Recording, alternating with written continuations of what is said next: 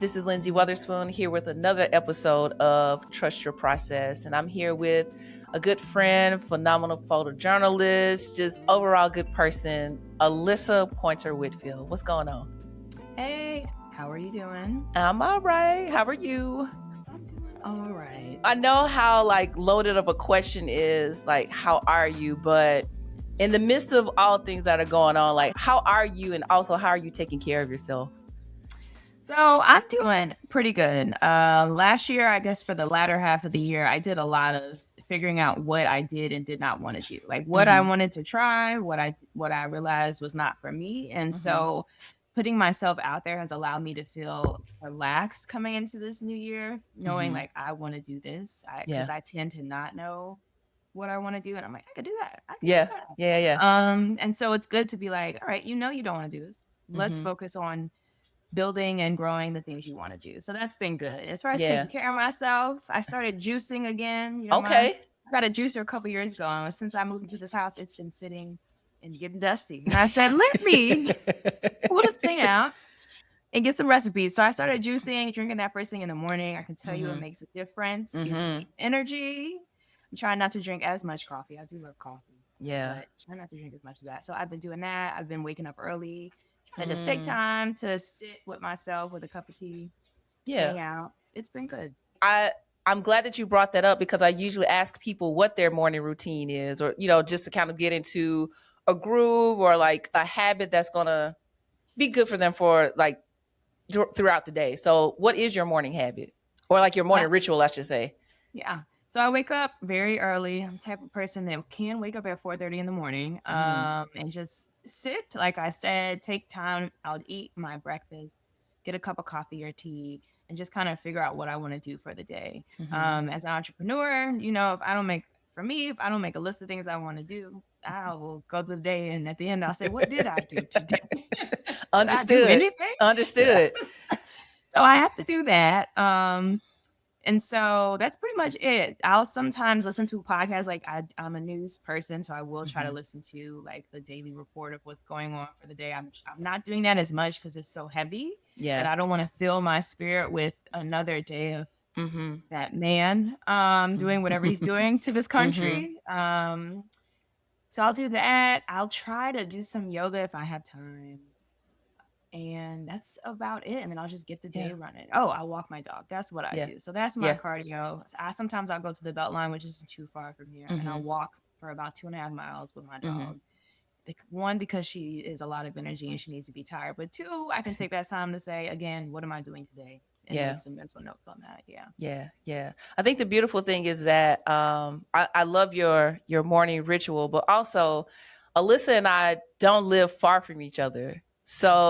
So yeah, I mean, I'm trying to get her to come to my house a little bit more often, but we decided to do the podcast this way.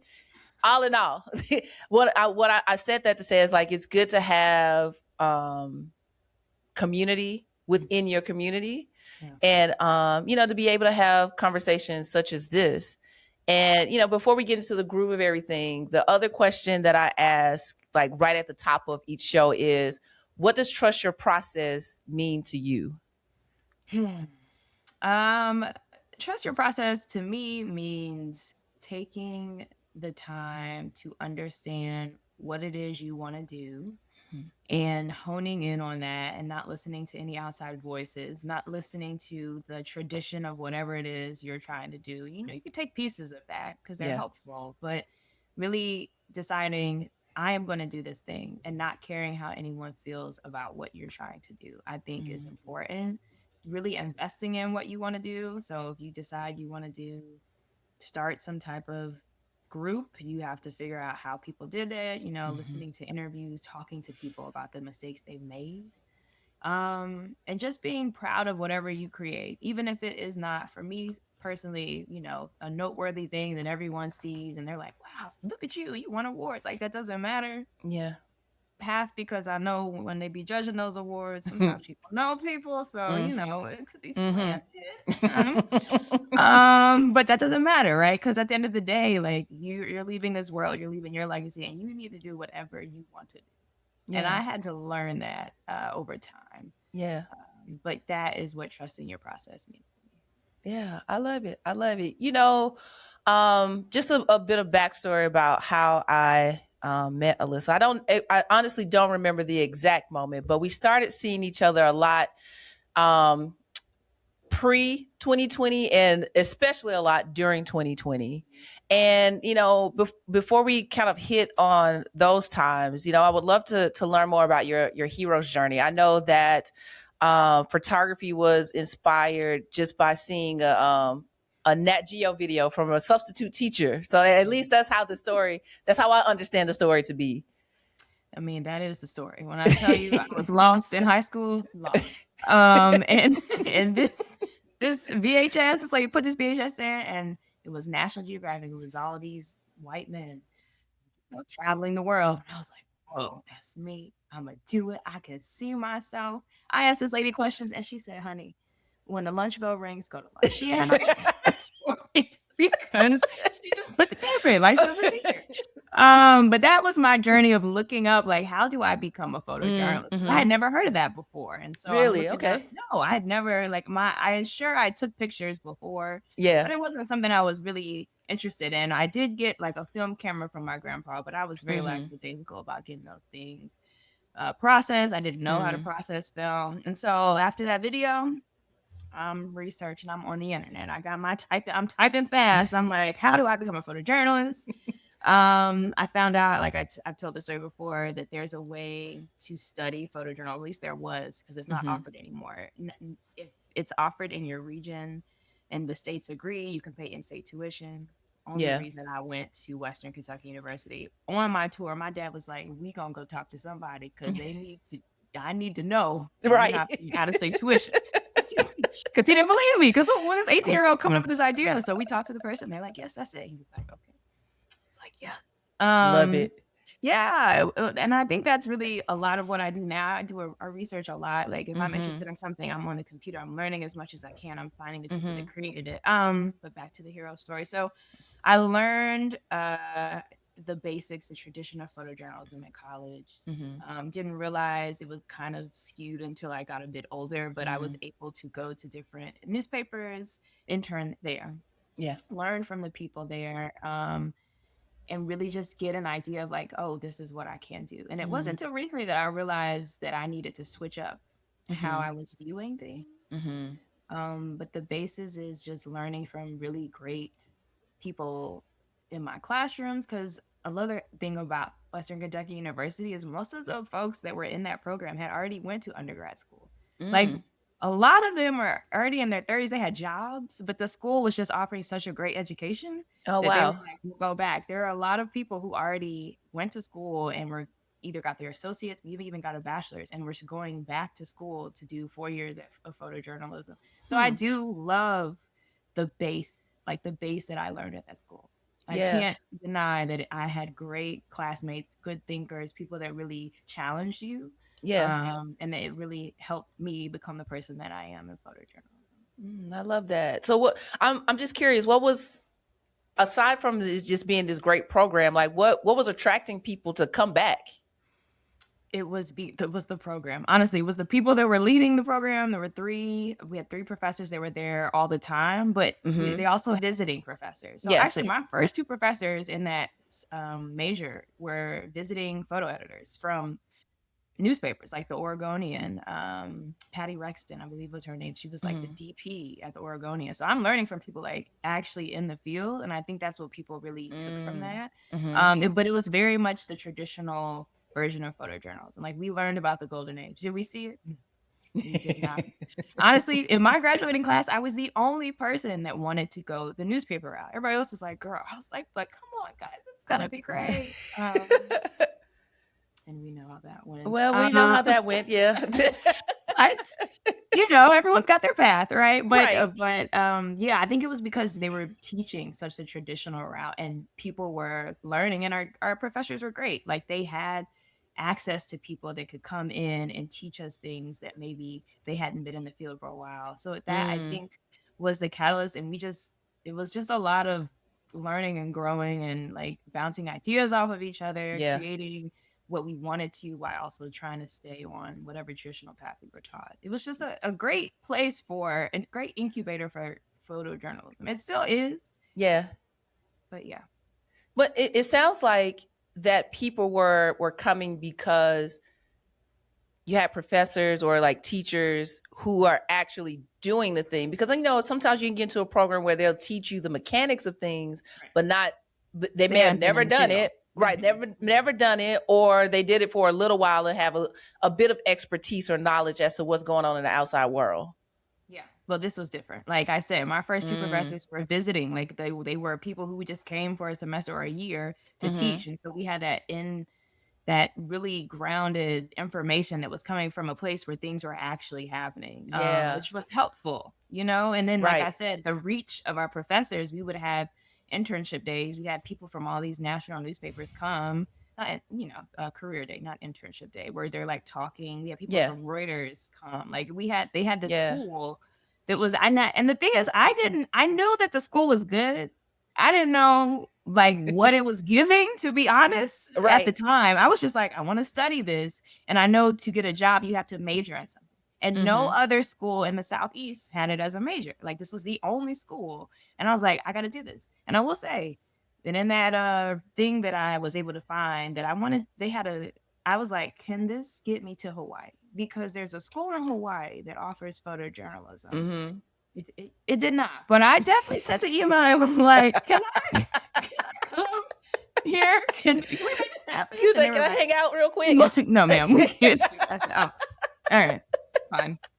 Hey, but I feel like the experience that you had at Western Kentucky, correct? Yeah, the experience that you had there was what you were supposed to have. I mean, especially access alone, with it sounds like a good amount of like powerhouse editors who were keeping it somewhat real with you, keeping your expectations real about things. Yeah, it was great. I can't deny the great time that I had as far as learning photojournalism and being, like I said, having access to those people. It was worth the money. Yeah. When you were introduced to photography, I know you mentioned like having cameras from your grandfather. Like, was it just a thing that you received, or did you ever think about, I can take pictures for a living, or some type of art, or like, are there artists in your family, or like what's the makeup of things as to how we got the Alyssa that we have now? I do have artists in my family. My aunt, my mom's sister, paints. It's not her full-time job, right? Because you got to make money. But she did do that on the side, and I think I just had a desire. Honestly, I know that I'm really good at listening. I'm a really great listener. And so when people talk to me, I know that I'm able to use my empathy to interpret things, good or bad. I'm working on it. But I think that has helped me in this sense of photojournalism. Like I said, I had my grandpa's camera and I would look at like old pictures, family albums, and those inspired me. But I don't know if I really, it wasn't until that VHS, to be honest, like I would take pictures on my them old camera phones. So I take pictures and I use the light and I'd be like, oh, look at this. And I had people say, you're really good at that. But I don't think I really was doing photojournalism-ish until I got to college. I remember I didn't know how to use Photoshop. Photojournalism 101, they were like, dodge and burn. I said, yo. And everybody in my class, everyone in my class like, you're not in Photoshop. I said, no. I'm behind. I'm so behind. Listen, I was so behind. I didn't even have a camera. I didn't know I needed one. And like we get the syllabus, and I was like, oh my God. I called my dad. I said, hi. It turns out I need a DSLR. I don't have $500. What can you do for me? And my dad, to this day, always supports me. He bought a Sony. It was a Sony A something DSLR. Yeah. And I made that thing happen. But I was like, I said, they don't offer cameras? Like, I didn't know. I had no idea. I literally just came in with this VHS tape. Like, I was fed the gospel. Again, I didn't receive it. But it's okay. It's okay. But look where we are now. Yes. I don't look like what I've been through. Come on. Come on. I'm glad. Because I was didn't know, like, right? Fun. This seems fun.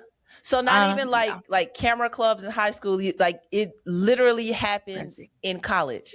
No. I mean, yes. I feel like I mean, we have a different yet similar path because I didn't do like yearbook and all of these photojournalism things in high school. This came maybe like junior, senior year of college. So, and at that time, I just wanted to know how to take pictures. I'm not thinking about being a photojournalist. So yeah, I mean, I get it because I too would have assumed if I'm in this program, then you all are going to give me the things, the tools to make it work. I was like, I need one tomorrow. Oh Lord, hello. I'm in Kentucky, right? They drove me, they dropped me off. I'm like, what can you do for me? Because and the thing about that, I think that I also really dug into it, not to cut you off, is because I couldn't change the major. I will say that. Like if I did, I automatically would have to start paying out of state tuition. Out of state. Oh, and that was a tremendous amount of money. And so I was like, well, I'm gonna stick to this. You'll stick beside it for sure. I'm gonna stick because the numbers, they jumped a lot. I was like, I'm gonna stick. And so I don't think I ever honestly wanted to waver because photojournalism is a lot about empathy. Documentary work is a lot about hearing people. And I think that is what led me to being like, I can do this. I'm gonna learn the technical skills very quickly because I know y'all looking at me crazy. But we will figure it out. So yeah. Yeah. So when you were in this program, were there any like assignments or people that you met that kind of stick out to you even till today? I know like from a previous interview I learned about like these kids who were like boxers, correct? Was that college or after college? That was college, yeah. What outside of that story, like was there another group or person that just kind of affected you and you kind of lean on the lessons that you learned from that particular assignment? I would say, I know that honestly, anytime I worked with people of color, Black people, African Americans, that affected me a lot because I knew the gravity of not being seen or heard or having someone that hears you that looks like you. Like that was another thing about that program. It was great, but it was not full of people that looked like me. Yeah. And so being able to talk to folks or photograph people and make them feel comfortable simply because I look like you was able to, I realized what a power that was, right? And to be like, tell me, who you are and you can relate to me because we share the same skin color, but also we can find other things we relate to. Right. But I had some experience in Kentucky with people who had never been around people that look like me that I had to do assignments on that also taught me things. Yeah. Well, I would love for you to talk more about that. I mean, yes. I mean, listen, because it's one thing to know it exists, but another thing to experience it. Yes. Well, let me tell you the story. So we had a class where we had to capture a story a week. I cannot remember the name of the class. So we just had to go out in the community, find people, capture stories. So a lot of times people will work with nonprofits. So I worked with a nonprofit that dealt with women that dealt with domestic violence. And so I met a woman who was like working front desk. They were like, she would be great. Started photographing this person. In photojournalism to get good intimate images, you have to hang out with people. It doesn't necessarily but you have to figure out, learn how they're living to document what that looks like. And so this lady lived on a farm and we were driving. She was driving me to her farm one day in her Mustang and we're talking. And she decides to tell me a story about how growing up, her father had a Black worker at his farm and how one day her father called that Black man a nigger, and she used the word nigger. And I said, now I got to get through this. I got to get through this. She's driving me. We were going to her house. Photographed whatever I could. I was heated. I don't think she knew. And when people, you're not used to being around someone that doesn't look like you. You are uncomfortable, and so therefore you don't know what you say. Yeah. And so when that was over, she dropped me off at the school. And I went to a professor's classroom or office. Yeah. And I just was irate. I said, what am I supposed to do? Blah, blah, blah, blah, blah, blah. And he had no answers because he did not look like me. And I was like, okay. So there was one other professor, a Black woman. She didn't teach photojournalism, but she did teach journalism. And I talked to her about the situation, and she gave me some better feedback Yeah. that she could. Yeah. But that was very much a realization of, okay, like, how do I deal with this? How do I deal with people who aren't used to being around me and say stuff that's stupid?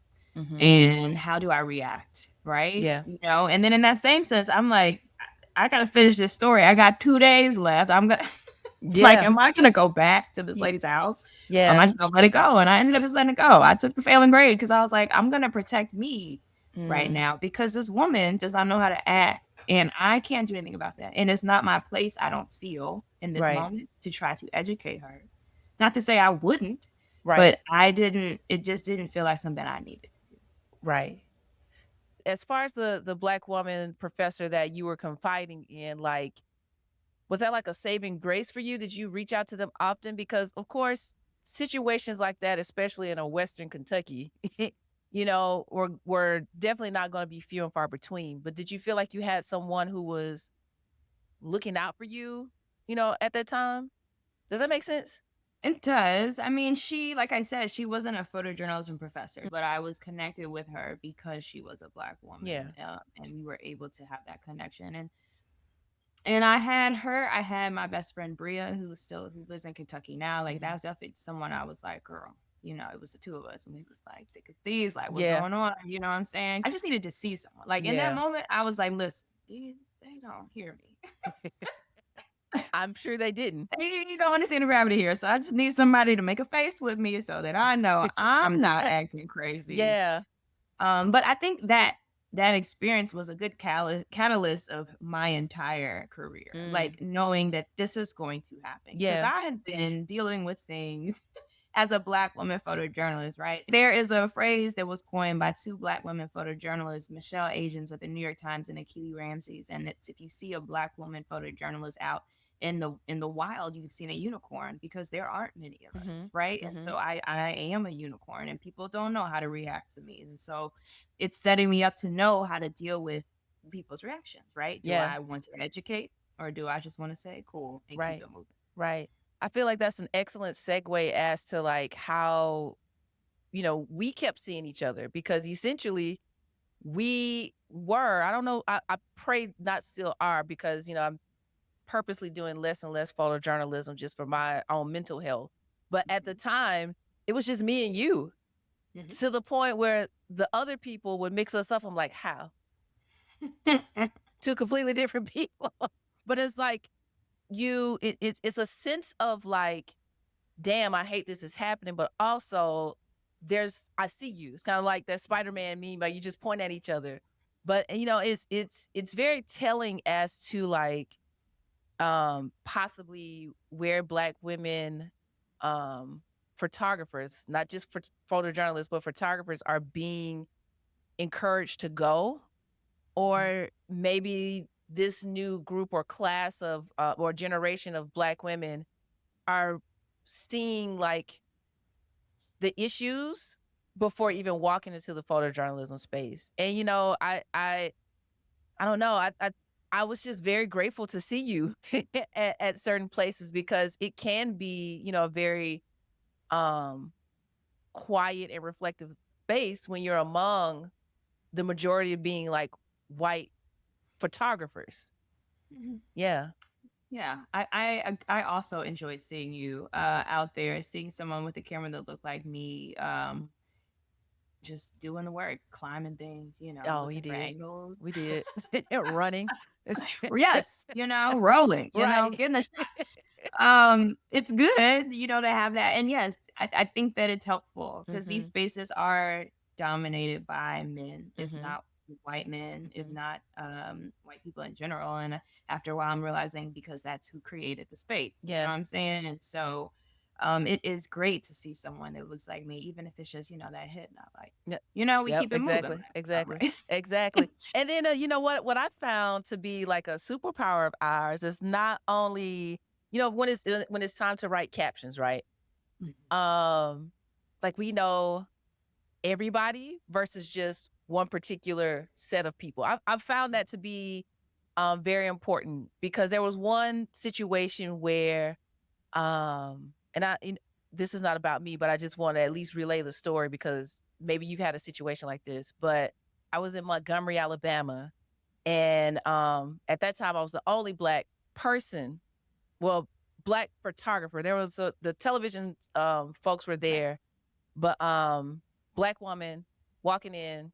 I speak to the other photographers. No one says anything.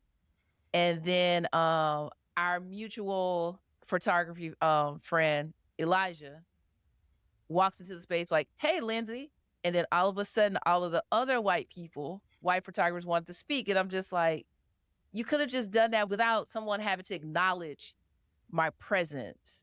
And I think that's the part that where we kind of stick out as those unicorns. It's just like, we walk in being very observant of not only the situation that we're there to, make photos of, but the people that we're around. Do you feel like you have had to do that, or still do that, or like what are you feeling when you're walking into situations like that? I mean, I'm aware, right? I think if anyone is one person out of 20 that looks like them, you're going to be aware of the situation. I think I have gotten to a point where I try to look past it. It did bother me at some point where I was like, great, sometimes I'd be a little nervous to talk to folks. But I realized that, I'm gonna talk. If you don't say anything, I'm gonna keep it moving. Yeah. I don't. It's not an ego thing for me. If you don't feel like I'm worth having a conversation, or you saying hello to, Right. like I have people walk into me and will look at my badge before they look at my face, and I'm like, hello. I can say that. I can tell you what it says. Right. Right. You don't have to read it on my shirt, but that's fine too. Right. And it's like a sense of, sizing people up, but that's human nature, right? We do that even if it's unconsciously. But I realize that it is what it is. People will say hello to me, I'll say hello back, or they'll be interested, and I'm happy to have that conversation. And if they don't, I keep it moving. But at the beginning, I was like, oh, I don't know if I should speak, or But for me, sometimes, people can size you up and think you're not going to be a threat, which is a good thing. And then you threaten them with your right, with your kindness. as good with your and also the work you do. And they're like, oh, should I say hello? And I'm like, hey. And you for an hour. And I want y'all to know that Alyssa actually does that. She's done that to me several times. I'm just listen, because you have. I'll take anything from it because I know you, and I'm like, oh, that's just Alyssa. As you said, over time, you just learn how to walk into situations and realize, like, not with a chip on your shoulder or like this ego. It's just like, I also deserve to be here, and that's why I am here. You know what I'm saying? So, what you've taught me is that taking your time to research things matters. Like, it's one thing to do it, but it's another thing when you go 1,000 times harder than I may. From maps to knowing this person to knowing like all the folks that's at the Capitol, like, these things, because I know, like, at one of the little small gatherings I've had in my house, and not even that, it was you were assisting on a shoot recently and talking to everybody else on set about, like, what it means to recognize who's in what seat and what place and what district and things of that nature. And I'm just wondering, like, how do you continue to, have that as part of your practice as a photojournalist? And why are you not teaching everybody else to do that? Because I think you have a knack for just being a history buff, period. I love history. But also like connecting that into like being able to see the fullness of a story. You know what I'm saying? Yeah. Well, thank you. I will take that. Because sometimes it feels nerdy and I'm like, why am I doing this? I do love history. I love history. I don't know why. It's a beautiful thing to know where you come from, but also where other people come from. I'm very observant, as you said before. Yeah. And I see how rooms are worked. And I've been in rooms and and I'm just like, oh, okay. Like, all right, I see. And so I take that in. And I say, what can I do with that? And sometimes it's talking to people I don't want to talk to, but just so they know that I say hello and that I know them. You know what I'm Yeah. saying? Yeah. Like, Yeah. hi, my name's Alyssa. I'm working for here, just so you know. I love maps too. I don't know, I'm a nerd. Like growing up before GPS, we had atlases and we would drive to Mhm. South Carolina in the summer, and I would just be like, oh, look, we passing this. And I just have a knack for direction. I don't know why. Yeah. So I'm really good at being like, okay, I know this is over here, this is over here. And I Right. think also because I grew up here and I know places, right? Mhm. And I've spent time working at the Atlanta Journal-Constitution. Like I said, I've Oh been yeah. in rooms where it's like, and I just observed. And I think because it's such a privilege to be in that room, I'm just gonna be quiet and I'm gonna say, all right, what's going on Yeah. here? Who knows who? Yeah. You know, and it's helpful to, and I do that a lot. I was somewhere the other day and I was like, I recognize this person. And it happened to be the police officer that is like guarding the Secretary of State. And she was like, girl, why do you I don't know, but I know this man. But I just think it's important. It's It important is. to be aware. I don't know how to teach research, but I think you just have to. I'm like I said before, you really have to be interested. Like I'm working on this kind of project now where I'm like, I want to do this thing, but before I start, I'm gonna talk to some folks that I know have done it, Mhm. so that I can understand their like what they did right or wrong. Not Yeah. to say, and I think that coupled with the fact that I tried out loud last year Mhm. doing things like on Instagram just to see how people would react to it. Yeah. I've gotten over this fear of like, what are people gonna say? Mhm. Which is it holds people back. Like, oh goodness, people are gonna think I'm blah blah blah. But if you just put yourself out there, you can grow faster. What they Mhm. say, the thing behind fear is growth, right? Mhm. Or whatever you're trying to reach. So you Mhm. just have to get over it. But I am a nerd. I love research. I love learning things. It's beautiful to know. You know what I'm saying? Yeah. And people will see you as more of like, oh, this is someone we should listen to because she knows X, Y, Z, rather Yeah. than just showing up and being like, all right, who are you? You know, and you talking to the person you're supposed to photograph, and you're like, well, did you read the paper? You Well, know, there's that. It's a lot of that not happening. I feel like if more people took the time to just be a novice of things, or as I said in a previous episode, just being nosy, you just don't yeah. realize how much you can get out of that. And I like the fact that um I feel like you do this, or maybe I dream that you said this, but do you oftentimes just drive with like no direction? You just kind of like you kind of get lost or just to figure things out? I appreciate you dreaming of me. No, that was an ego thing right there. Big ego. Big ego. I don't think I get lost Mhm. per se. I like I said, I have a really good sense of direction. Growing up, my dad would take me downtown. We did not live in the city. Like I lived in the South Side in the burbs, but my dad was like, just because we can't afford to live in the city, don't mean you're not gonna see the city. So Yeah. he would drive to the city like 4 times a month, even if it was just to go to a Target, right? Because Mm. my dad was like, you're going to see the city. You're Yeah. not gonna, because he grew up as an army brat, and I think that helped me learn sense of direction. Like I was Mm. in high school teaching people how to drive downtown, and they were like, "You don't need maps." I was like, "No, I know. Just take this right, take this left." But I've been here, we're going on 12 years now, and sometimes Atlanta just doesn't stick like Birmingham does because it feels like everything keeps changing, and I just go by landmarks rather the streets here. I see. I Yeah. see. That will Yeah. definitely give Yeah. you because the landmarks are changing because this place is growing and being built upon and built upon. Yeah. Well, I Yeah. mean, you've been here way longer than me, but like, is there anything that you miss about Atlanta? Like landmark wise, picture wise, moment wise? I mean, a lot has changed in the honestly the last year. There's been a lot of restaurants closing, and Yeah. it just makes me think of the issue with income inequality and how Mm. like the issue it I know a lot of people, some people, maybe not a lot, have talked about how Atlanta may be turning into kind of what San Francisco was as far as like Mm. this ability to afford, like no one will be able to afford housing at all, Yeah. right? And what does that look like? Yeah. But I think for me, I mean, honestly, I miss the Braves being downtown because they're not. Yeah. They have a beautiful skyline view when they would play games at Mhm. 7 o'clock in the sun was set. Like I miss that. Yeah.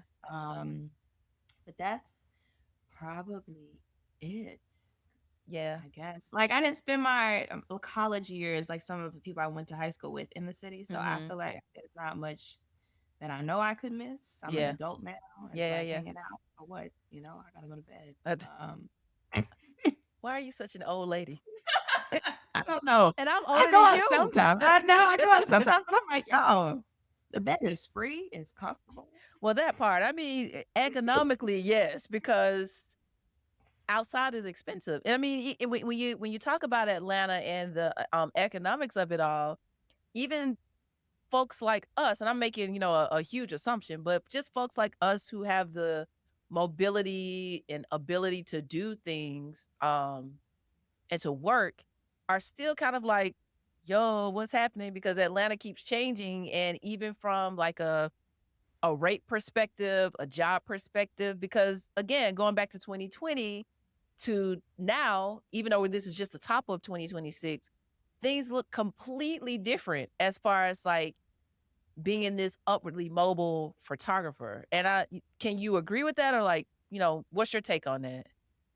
I agree. There was a lot of work happening in 2020 that, like, a lot of opportunities that I had never, and to this day, have not seen in a while. Opportunities to do work with national nonprofits, working on campaigns for them, working with Fortune 500 tech companies. Like, that is not the same. And I know that had a lot to do with the death of George Floyd Yeah. and other things that were going on during that time frame. I think there are opportunities in Atlanta, but I also, I don't know. It's just, you obviously have to have the talent, right? People are going to reach out to you if you have the talent. But I also know of people who come here to kind of poach, because like there are opportunities. So let me come here for a little bit, make a name for myself.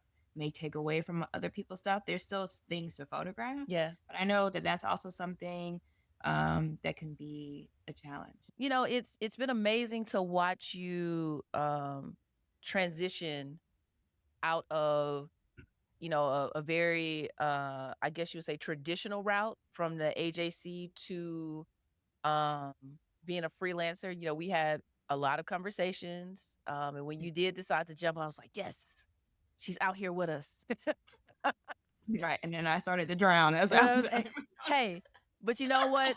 The fact that, and of course, not just me, but whoever that you sought help from, you knew there was some possibility of making this life or this dream for yourself. And now that you've been away from the traditional setting of things, what's it been now, like going on 4 years? Yeah, that's in 2021, so actually 5 years. So 5. Wow, I didn't even realize that. But just realizing that, like, now you're coming up on your 5-year anniversary, if you haven't hit it just yet. Like, what do you miss the traditional route? Is there like a benefit of being a freelancer now? Like, what's going on in your mind about the decision you made, and here you are 5 years later doing it? Yeah, a very great question. I, like I said, was sold the dream from that VHS tape. Never actually hit there, but I love photojournal. I love traditional photojournalism. Like, my honest goal was to stay at that paper like forever. I was like, I am going to retire. What? They hadn't hired someone. I was the first hire in 11 years to the photo department. Oh, wow. In 11 years. And so I was like, oh, we coming in hot. Came in too hot. I know that now. But I think that I miss tradition. I miss the idea of like having something to work on every day, right? Creating something that's beautiful, having the platform. Because let's talk about it. Newspapers that are big like the AJC have money. Sometimes you can do different things, right? And they'll fund it. I do miss getting paid every 2 weeks. I'm not gonna lie to you. Like, the security of a paycheck is real. I bet. I've never known that life. Oh, well, we're going on, I feel like maybe 14 or 15 years where I've never had a solid every 2 weeks. Yeah.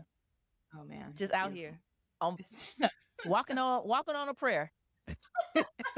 Right. Back to where I am now, right? Yeah. It's different, but I do like it. I love the flexibility. I love being able to work with people, and I'm good at making sure the relationships I create with the people I photograph last, and so that has afforded me people putting my names in rooms because they have already been photographed by me before, right? Oh, she photographed me for this. I definitely had a plan. I'll tell everybody this. Before I left, I made a plan. I started going to portfolio reviews, being like, all right, this is my work. I don't know if I'm leaving soon, but if I do, I want you to know I'm available. Having the opportunity to just say yes, right? Atlanta is a place where you can do photojournalism, but you also can do advertising if Yeah. people like want to call you for that. And so I've had opportunities to work in advertising spaces or advertorial work, right? Mm-hmm. Advertising advertorial work.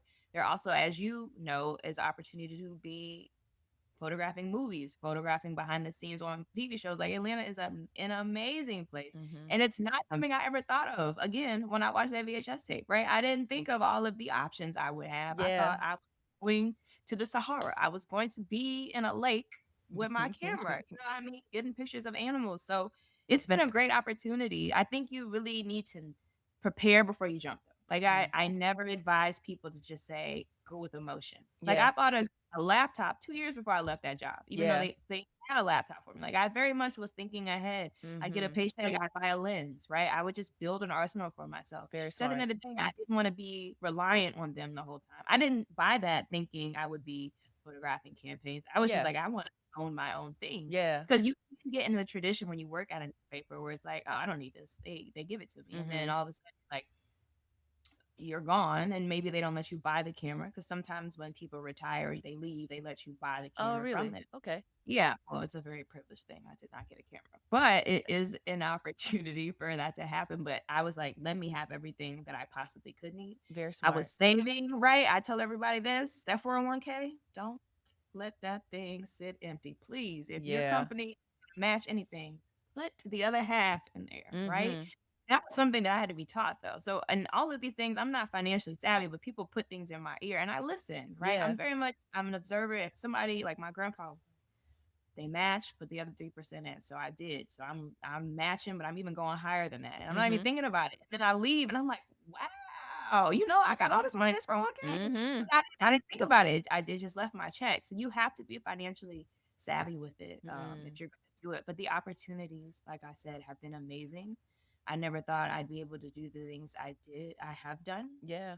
I'm excited about the future where I can do other things. I know I've been talking to you about getting with you in these movies and these TV shows, but we'll see. But it's Yeah. just so great to be in a place where there is opportunity Yeah. to do that. And I've just like learning to be an entrepreneur is hard. There Absolutely. is no playbook. You Yeah. will fail a lot. Mm-hmm. But after a while, you'll be like, cool, what can I do next?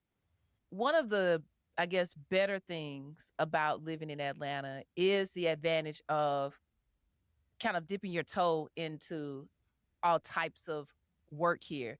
But, and I feel like there's a caveat to that, is that you have to want to do that because there are a lot of people who are just siloed to whatever type of photography they do and want to thrive in that area. And I think the advantage that you and I have is that we have the ability to make things work in any sector that we decide to be in, whether we are the photographer, the assistant, the consultant, or whatever. So yes, there is an advantage of living here, but you also have to want to do those things because Yeah. I mean at this time if we think about what a photographer does, they do everything. You know, unless you Mhm. just have the privilege of being someone like a um Like well established in yeah, yeah, you know, like just think of any other like big time or big name photographer. They don't even have to be a photojournalist. Oh, matter of fact, like if we're keeping it real, we think about folks like an Annie Leibovitz, who was in photojournalism, who does commercial and advertising much more. There had to be, you know, and I'm assuming because I don't really clearly remember the story, but basically going from one thing to another thing because you have the ability to do it. You have the Mhm. skill, the Right. compassion, as you said, the empathy, the conversation, the personality to do these type of things. So yeah, I mean, I'm happy to help where I can because I want everybody to succeed in the things that I know they have a passion for and the ability to do, you know? Yeah, I mean that's true. Like not being siloed is great. You definitely have to want it. You can't just, and you can't expect it to happen. You may have Oh, to, no. you may be the top of line in photojournalism, but if you want to learn lighting, you're gonna have to go back to the assistant role and Right. just learn from there. And you Right. can't feel any type of way. And the community here is pretty, open to allowing that to be the case. Yeah, absolutely. Absolutely. I want to talk about your project. You've touched on it just briefly, and I had the chance to go through the photos, read the captions, and I'll make sure I put it in the show notes for folks to see. But I know you mentioned there was a nonprofit that you had basically been wanting to work with, and you finally had the ability to do that. Yeah. So income inequality is an issue when the wealthy in the same city that live with the poor, there's like a gap, right? And the Atlanta has had the largest income inequality, if not number one. It's been in top three for the past 10, 15 years, right? Mhm. A lot of people attribute that to the boom of the Olympics, but give or take, you know, history will tell us what happened. So um, because of that, every year people do like really quick hit stories on it. Like, oh, it's another year and we're still at number Mm. one for income inequality, but no Yeah. one actually goes in depth to say what does that look like. And so I worked with a foundation here called the Tender Foundation. It's a millennial run nonprofit for mothers who need, they started off just doing having a diaper bank, but now they do diapers, and they also offer the universal basic income. And universal basic income is supposed to be like this answer to the issue of income inequality. Like, Yeah. if you put the money in the people's hands who need it, they will have more opportunities to try to dig themselves out of it. At the end of the day, you're not, unless someone drops, you know, millions of dollars on you, Mhm. you're not really going to get out of it Yeah. unless you make smart moves. And Yeah. so the Tender Foundation allowed me to have access to the mothers and this pilot program they created. And so I had been talking to them for a while because they wanted to do the program, but they didn't have the funding, right? Mhm. It's a bootstrapped organization. And so they got a grant from Quavo, believe it or not, Hmm. from the Migos. He gave them $75,000 and they were able to create this Oh, program. And wow. so yeah, so it was a few moms, I don't remember however many, and they were like, "Listen, don't be pushy. You can come to this meeting, you can tell them what you want to do, and if someone's interested, cool." Yeah. And so I came to the meeting, I told them what I was interested in, and two people reached out to me. And so I talked to one lady, and then I talked to Kiari. And she is around my age, believe she's a year younger than me. And Mhm. we kind of just hit it off. And I was like, let me hang out with you. Right. And so the first time I went to visit her, she grew up in and out of Metro Atlanta. Like I said, about a year younger than me. She has a son named Cairo at the time. Mhm. And she was dealing with co-parenting. Her wasn't with her boyfriend at the time, or not boyfriend, but the father of her child. And so she was getting the money, $500 a month for a year. And I was like, I want to document what this looks like for a year, but I also want to hang with you a year afterwards to show the difference, right? What does Yeah. that look like? And so she mostly used the money for grocery shopping. So I'd go grocery shopping with her. The money allowed her to feel safe enough to feel like she could dream of buying a home, right? She got a degree from University of Cincinnati. Like, she's a educated woman. She was studying to get her master's in education. She ended up completing that. But the point is, like, people are trying. People are Yeah. trying. You're educating themselves. Education doesn't always get you out of, Mhm. the lower ranks of income. And Mhm. so what was beautiful, I think, for me to witness was her feeling like, oh, I can buy a home. And I went with her and we visited so many homes, right? And the homes Mhm. weren't the best looking homes, but Yeah. it's what she was able to afford, possibly with a grant that helped school teachers, because she was a school teacher, with a grant that helped school teachers get homes, right? So it's Right. like she has the $500 a month from the nonprofit, but she also has possibly this money from the grant.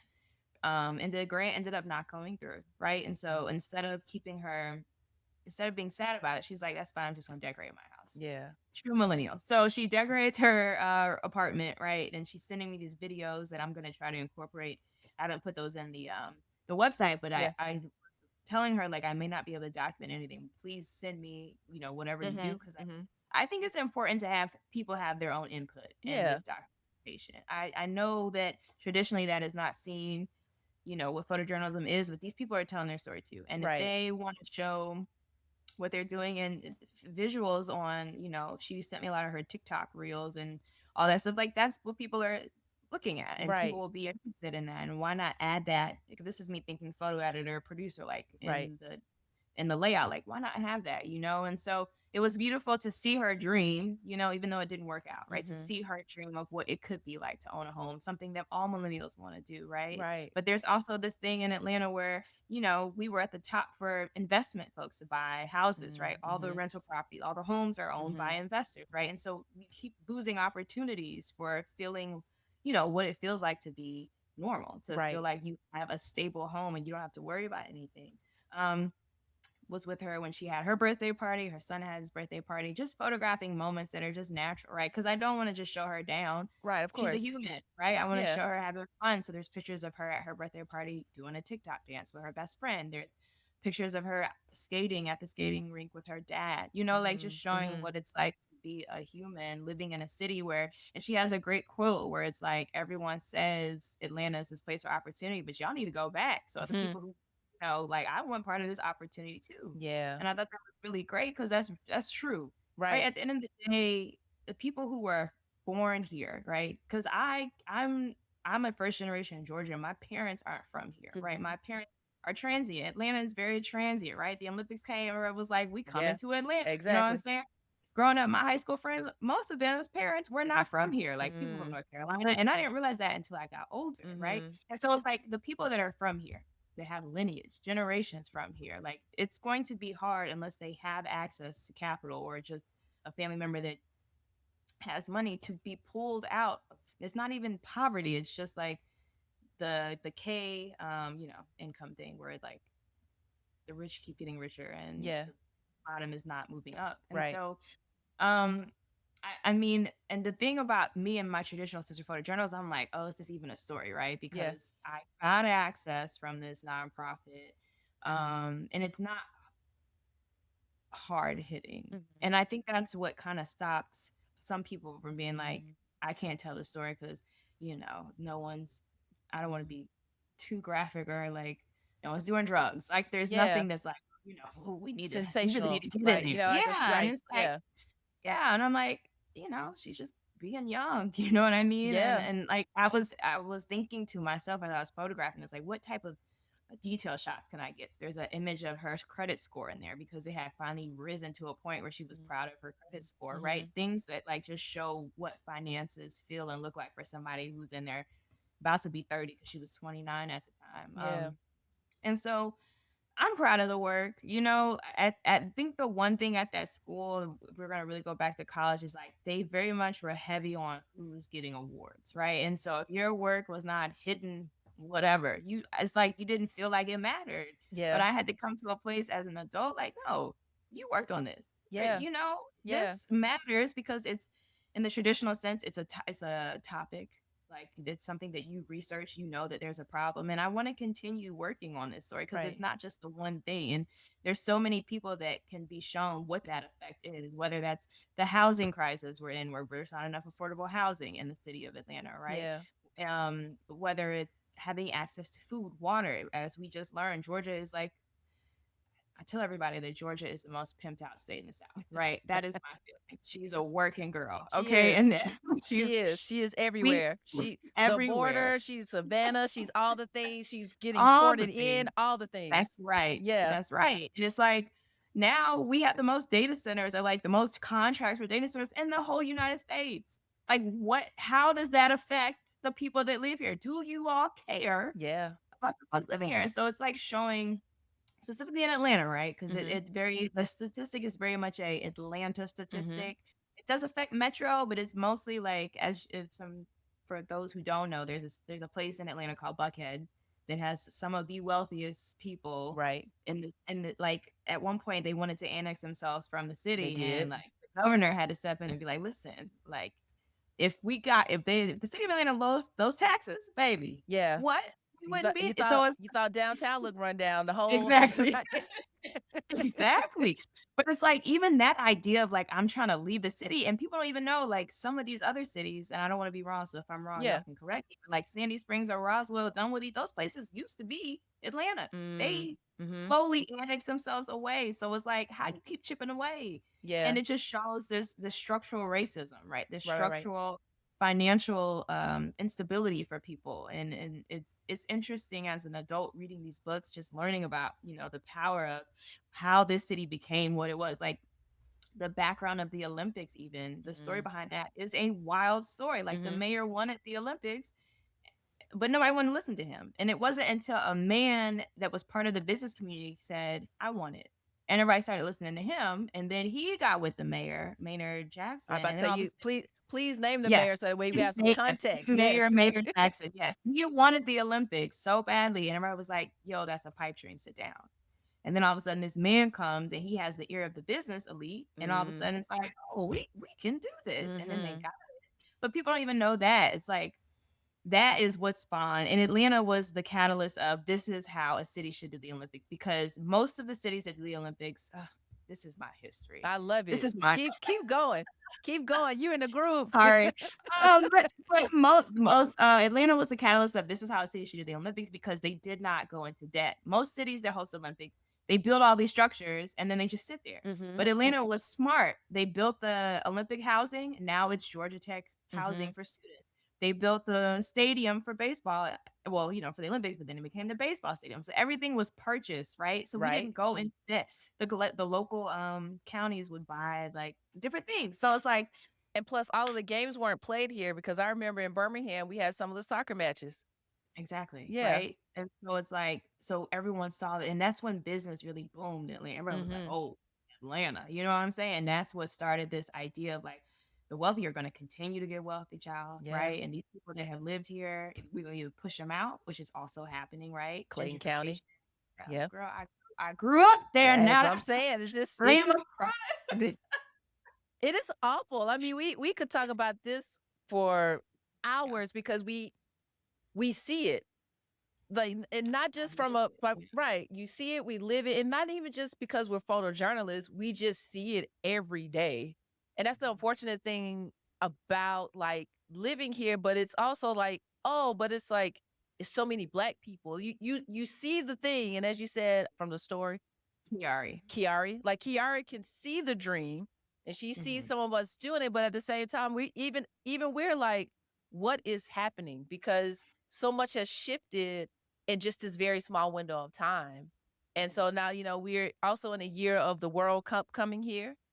Life is happening, unfortunately, again in Minneapolis. So it's kind of like you're seeing the inequalities of income in this just life and race and gender in all types of ways right now, Yeah. Yeah. And it's like all we have is resilience. Like that's the one thing I kept going back with Kiara. She was like, girl, I am the shit. And it's like black women, we know how to talk ourselves. I was like, yes, girl. Right. Every time I was with her, I was like, I'm just not impressed, but it just feels so good. Like and we black people know how to do that. Like we get hit with these circumstances and we're like, fine, but we still gonna have a good time. We're still going to celebrate who we are, and life may be telling us one thing, but I'm going to keep my joy here and I'm going to be happy, and I'm not going to let people know that I'm struggling. Like my kids, even that, it's like, they don't need to know that, right? Yeah. They need to have a good time. Yeah. So, yeah. I want to applaud you on, first making that work for yourself, and second, sticking with it, because projects are often hard to do when you have to live. Unfortunately, we got capitalism as being our best friend. But it's the other thing of like, okay, I know that I have to like sustain life, but there's life happening outside of just me. And being familiar and humble enough to say, look, I want to be helpful in the way that I feel like is going to be correct for me right now. And if anything, I'm excited to see just, how far the story goes for you and like what other key things that you bring out of Kiara, and not just Kiara, but yourself. I mean, it sounds like we have to like tear our minds apart as to like what we learn and kind of like put the pieces that work together along with the new things that we're learning about um our vision of journalism. yeah. Yeah. So the story, I'm not, like I said, it's going to go with other things. There's other nonprofits doing universal basic income things in the city of Atlanta, and they're doing them even for young people, and they're amazing programs. And I've been given access to photograph some of these things. So I'm hoping to keep that in the story as well. So it's not just going to be Kiara. It's like, as a whole, what does Atlanta look like? What Yeah. are we trying to do? What is stopping us? Our vision of journalism.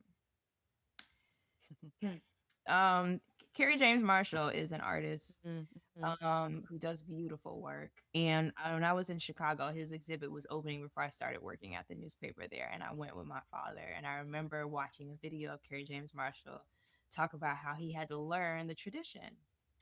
He had to learn the tradition of how things were done. And so he studied these white artists that were praised. He studied how they did their work. And then he said, and then eventually you got to turn that on its head. And you have to take everything you learn and you have to put it through your own gaze. And I, for some reason, I didn't realize that that is what I was taught until that man said that in that video. And I said, you are correct, Kerry.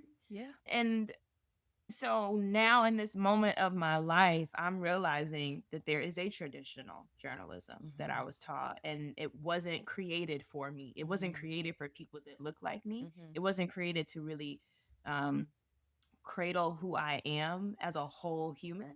I've heard stories from civil rights activists who were like, newspapers didn't care about Black people until Birmingham, Alabama, when we were putting them babies out on the front line. And I said, well, okay, those are things. It's like, and so I'm working for these institutions thinking, not that I can make a difference, but I'm not really realizing that they're not created for you, for your brilliance, Black woman. These things are not created for you to succeed. Not that you can't, but it will be a struggle. Right. And so how then can I use my vision? Not that, again, I'm sticking with the tradition, the core of everything or whatever.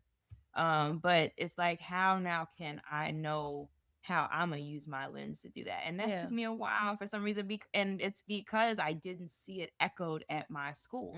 I saw what they were praising, and I was like, I need to be like that. Yeah. Right? I need to create this, whatever they're creating. And I was like, nah, And it's okay, as I was saying earlier, trust your process. Like, it's okay if don't nobody see or find value in it. You find value in it. It mattered to you. Absolutely. You created that, and that matters to me. And so, yes, like, again, I learned the tradition. I know that the tools. Yeah. But now I'm going to use them, and I'm going to make things that are for me and my community. And it could be for you if you open your mind's eye. But if you can't do that, that's okay too. Yeah. But I can't live in that world because it's not for me. I will not find joy, peace. I won't, unless I feel strongly that black women in this traditional industry need a team to protect them. Yes. Yes. They need it. It's not even a question. Like, you need someone to understand what a microaggression is so that they can fight for you. So you can do your best at your job and you ain't worried about fighting Jim and his microaggression, because I'm good. But I can't be great if Jim is over here asking me questions about why my hair changed today. Jim. Yeah. And listen, I'm just trying to work, Jim. And Jim, you shouldn't have said that. I'm glad you said it, because I mentioned earlier, like, how people thought we were the same person. I'm like, so that just lets me know that y'all don't really be paying attention to anything. And I love what you just said, and especially about, this space wasn't necessarily made for your brilliance, Black woman. And here we are in our brilliance, knowing knowing that we have the wherewithal to be in these places. And oftentimes, as I said, like, our superpower is being able to kind of weave ourselves into places that somebody else may not have even considered. But we also are not going to put ourselves in danger, you know? No. I've decided that I will not die for this job. And that comes with consequences in of itself. I remember I was photographing the unrest, as we like to call it, during 2020, when the people, the protesters, set the car on fire. And I was a coworker out there with me, and he wanted to get close. I said, I don't. I went on top of a parking structure. Now, I got that hint from a senior photographer who was watching what was going on. But when I tell people that story, I told someone that story, and their face was like, "Oh, someone had to tell you to go to the parking structure," and I was like, "Why? Why does that matter?" why does it matter that someone gave, like, that's what a good editor does. A good editor will say, hey, let's try this angle, especially if they're watching it live. That's a Right. Let me say blessing. that. Right. Now you can move yourself out of the danger. Yeah, that's the thing. I'll tell you up front, I'm not going towards it. I Oh, want to go home. I bless you. And if Yes. that makes me less of a photojournalist, I'm okay with that, because Be fine with it. You know, may I share my experience from that Mhm. time? Because on that same day, like I left before all of that occurred. I was not on anybody's clock. So I Mhm. also didn't have anybody that was going to be vouching for me. I was calling folks at home. Matter of fact, nobody knew I was there. Maybe like 2 or 3 people. So I was already at risk of anything could have possibly happened to me. But Yeah. I do recall before the police car, what it was a police car, right? That was Yes. set on fire. Before all of that happened, um I I I got what I felt comfortable with, and then I proceeded to walk to my car. I'm like, Mhm. I saw where it was going, and I don't want anybody to think that I think it was a bad thing as to, like, they should not have done that. It was emotional. It was very emotional, yet I felt I needed to leave for Mhm. safety reasons. Mhm. And if somebody who's not even a trained photographer or photojournalist thought that, and you thought it as well, and I'm like, well, we on the same page then because I want to live to see the next day. Yeah. You know? Yeah. Yeah, but it's like I said, traditionally, it's like you gotta run towards the violence or run towards, I mean, and Mhm. it does make a better picture in the sense of however you know, whatever that means to you. Yeah. It could be more arresting, it could be more emotional the closer you get. I don't deny that, but Mhm. that just comes with your limits. I recently heard someone, I'm not gonna say who they are, but I recently heard a powerful person in the news industry say that, journalism may not be for everybody. And you got to accept that. And I was like, yes and no, because Mhm. who are you? Like, what are those parameters that you're thinking And about, who is right? everybody? And exactly. And is it that we just don't fit the parameter of you, Mhm. sir? Mhm. That's okay. Mhm. But just let's say more. You Mhm. know what I'm saying? Because for me, that was a vague statement. Yes, that's true. It may not be for everyone, but Right. who is it for? Right. Is you have an idea of who that person is, and Right. are all of the things that person can take is something I can take Yeah. based on the way our society has been created. Yeah. May have absolutely nothing to do with me. It may just be how other people react to me or other, things like that. Yeah. So, all right, Alyssa. So I have this thing called rapid fire. And so you have to just give me the answer and Okay. we'll take it from there. All right. I'm gonna close my eyes. It's just 3. All Okay, right. cool. So thrift store or antique shops? I'm Hit you with the hard one first. I know. I'm gonna go with the thrift store because you can find better things at a lower price. Antique shops know what they have and they will charge you for it. Gotcha. Okay. Beyonce's Renaissance or Lemonade?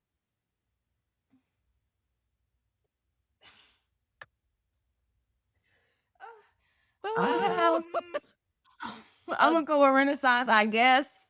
okay. You guess. It's either or. It ain't no guess. It's like, Okay, a Renaissance. It's the Okay. closest on my mind right now. Okay. Gotcha. Freelance or staff photographer? Freelance. Gotcha. Are there any like podcasts that you're listening to or books you're currently reading just for Oh the my gosh. audience? Sure. I've been listening to a lot of Nicole Hannah-Jones, the awarded journalist at the Mhm. New York Times, and like a lot of interviews online. I'm just listening to what that lady has to say. And she recommended a book called On Mm. Tyranny.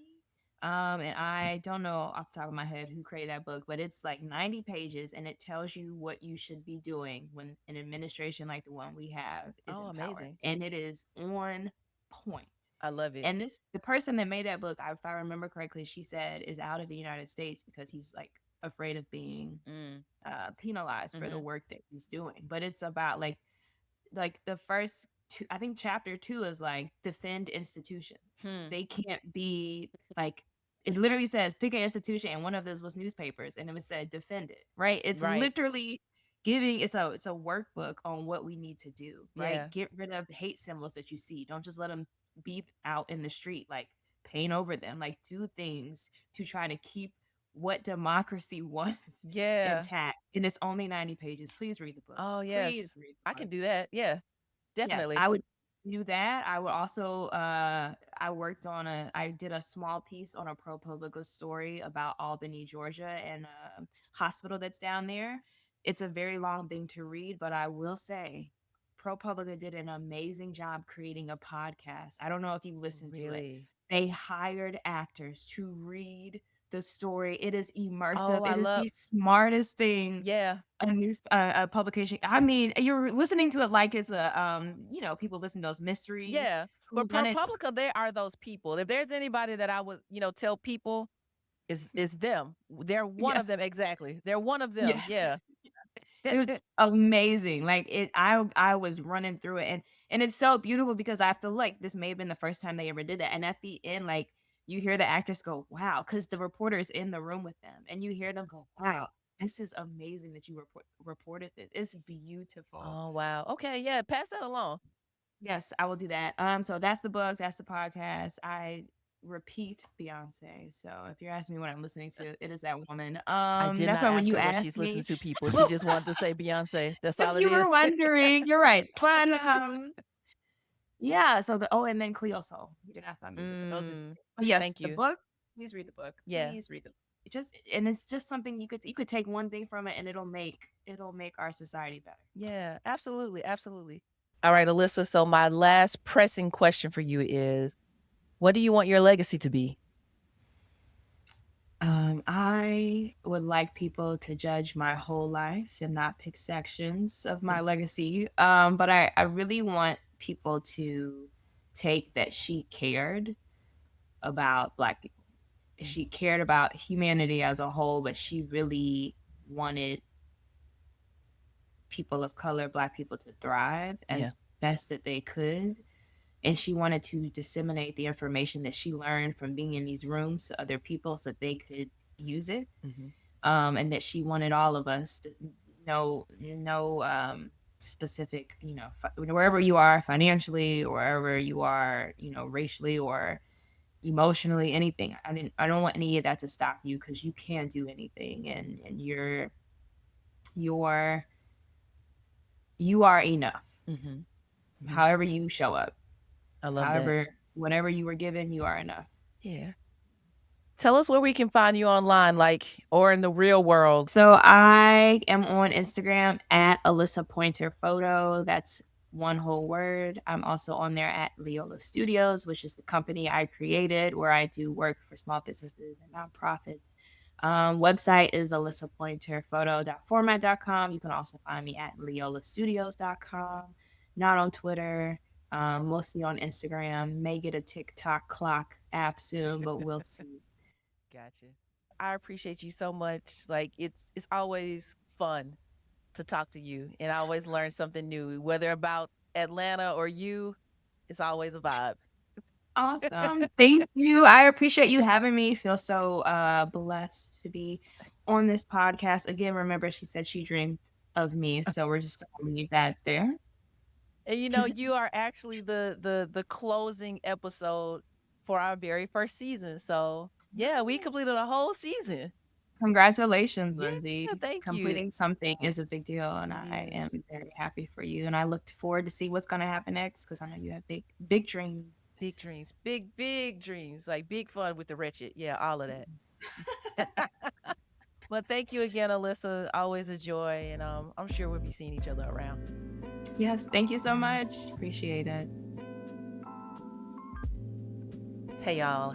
This is the end of season 1 of Trust Your Process. And I can't tell you just how exciting it is to be at a point where, it just feels good to actually start something and finish it. And to have you all on this journey with me has been, it's been so good to my heart, to my creative spirit. And, I feel like I wanted to come here with a much more sincere message than anything that has been written. I did write some notes, but I think it's much more sincere to just say, hey, I'm just so grateful that you all have taken the time to listen to these guests that I've had this season. It's been a labor of love, and I'm so excited that I got to have you all on this journey. You know, this was a huge learning curve for me to pick the guest, to write the questions, to research, to do all of the things that it takes to have successful episodes on the podcast. And it's so good to have folks like you on this journey with me. And what makes it even more exciting is that there will be a season 2, and I can't wait to tell you about those guests. Our season 1 guests were amazing, and if there are some episodes you haven't listened to, go ahead and check those out. And please feel free to leave some comments. You know, I would love to hear what you all have to say about the show, you know, what you loved about it, what you feel like we could do better at, just all of the things that's going to help us improve Trust Your Process. In the meantime, don't forget, as I always tell you all, never forget to trust your process. Thanks again for being on this ride, and I can't wait to see you in season 2.